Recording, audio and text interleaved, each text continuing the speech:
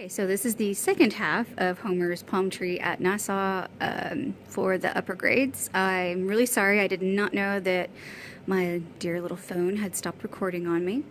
About the only part you missed, because at the end of the other video I was filling these in, was I did the water. And I'll just do real briefly. I started off with the dark blue up here, came about halfway down, then went with my light blue, and finished filling it in. I used the white to kind of blend it together and make it a little bit more oceany like, and you can add some foam and stuff. And then I said that you could also, since you got your white, you could come up here and draw some clouds. When Lori White does this with just watercolors, she uses just a tissue paper to kind of blot in some clouds. But that is up to you. Okay. The last thing with the oil pastels is the ground down here. And you can do this any way you want to as well. One thing that works pretty well is, just take your dark green and draw some grass. You can mix in some light green.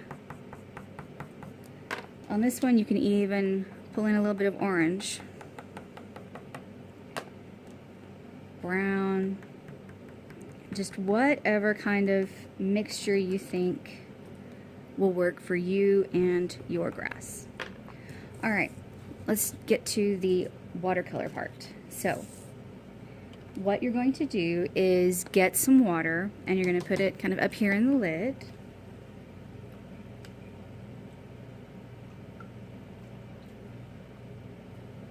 Okay, and then you can really do it one of two ways, whichever one you're most comfortable with. You got your water in your lid, get the water on your brush and mix it, or get the paint on your brush, I'm sorry, and then mix it into the water here. See, now I've got dark blue water, and then just take that and start brushing it onto the page. And honestly, you can use really big paintbrushes for this because it's not detail work. And it just goes right over that oil pastel. It's called a resist. And if it's not dark enough, you just add a little bit more blue to it.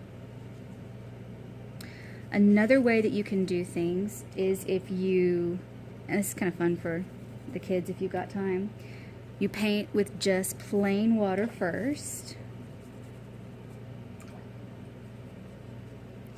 And then you bring in the paint, and they can kind of watch it spread, and